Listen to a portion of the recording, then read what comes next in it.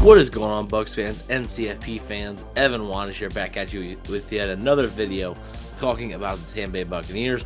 I hope you all had a very Merry Christmas and a happy holiday.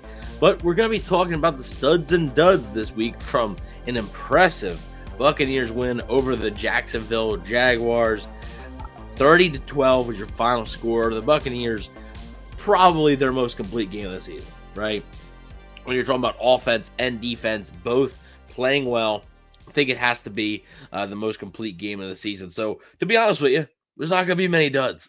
There's just like last week against Green Bay, there's not going to be many duds in this one. So, let's get started right away. Our first stud is Baker Mayfield, 26 of 35, 283 yards, 2 touchdowns, no interceptions. Another important thing, right? No interceptions.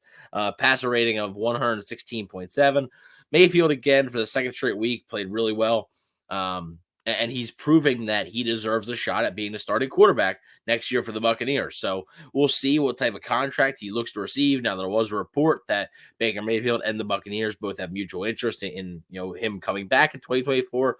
I totally believe that. I think as long as everything stays according to plan, as long as these next 2 games and then potentially the playoff game, I think it would have to be pretty bad for something drastic to change there. So Baker Mayfield was poised. He made the smart decisions. It was really accurate with the football. I noted it on CFP that I think that throw to Mike Evans that he made on the second touchdown, that's one of his best throws of the season. That was an absolute rope that he just fit into there, and Mike came down with it. So Baker Mayfield continues to play his best football down the stretch. And late December, that's when you want to be playing your best football. So it's important, and Baker Mayfield is rising to the occasion. So it's good to see.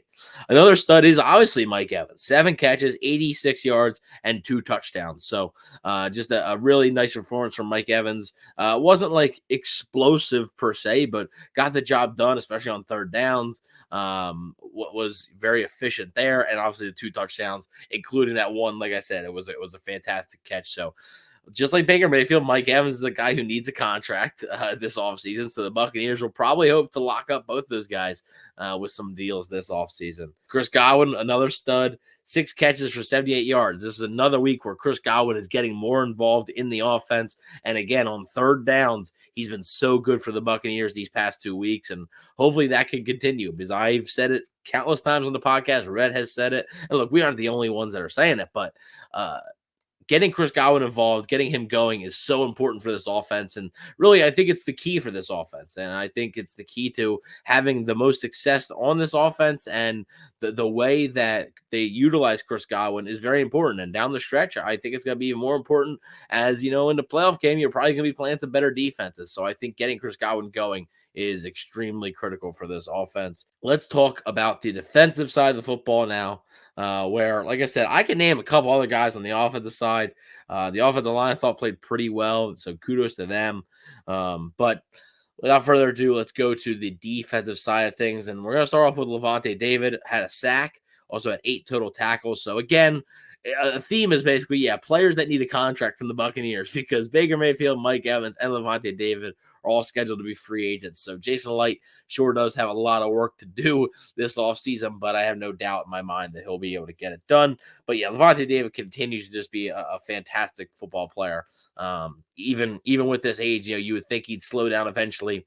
Not happening yet. So Lavonte David continues to be a stud for this Buccaneers defense. Another one, Yaya Diaby, 5 total tackles, 1.5 sacks, and 1 forced fumble. Now, I believe, leads the team with 6.5 sacks, I believe, on the season. Really, really good this rookie season from Diaby. Really good game. And mind you, this is 6.5 sacks. Not being a starter for a lot of the season. He wasn't only a starter until later in the season. So he was more like a rotational guy. And I think you're really starting to see him shine and show up here when the Buccaneers need him. So Yaya Diaby continues an impressive rookie season. Hopefully he can continue that into the playoffs, where the Buccaneers will definitely need the pass rush. So Diaby is definitely a bright spot, not only for this season, but it's a nice piece of bright spot for the future as well. And that's huge.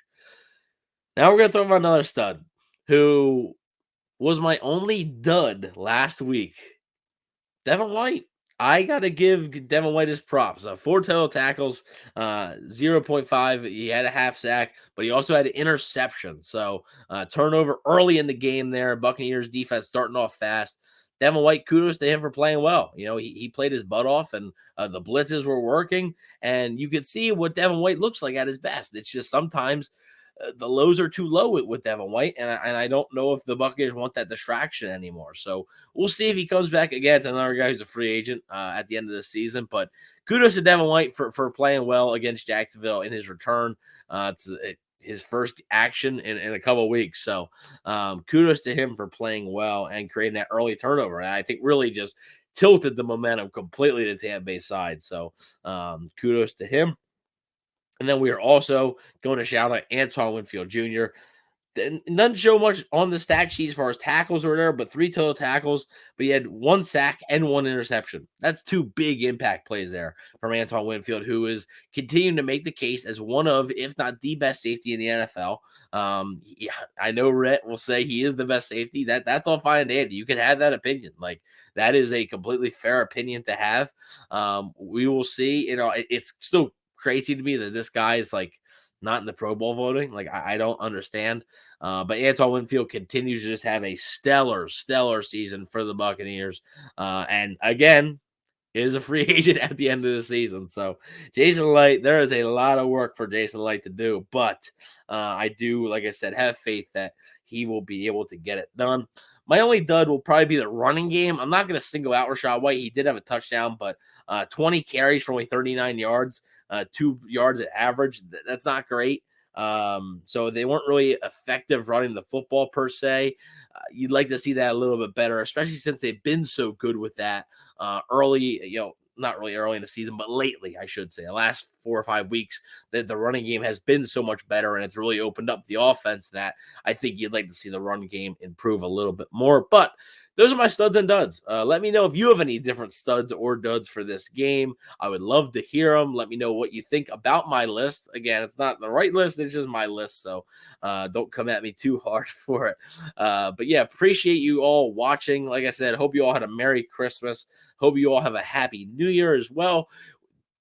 Please check out the latest episode of CFP, which is our Tuesday show. We're talking about Baker Mayfield, talk a little bit about the game, talk a little bit about Devin White. So had some callers as well. So be sure to check that out on the Can Fire Podcast YouTube channel, or you can listen to it anywhere you listen to a podcast.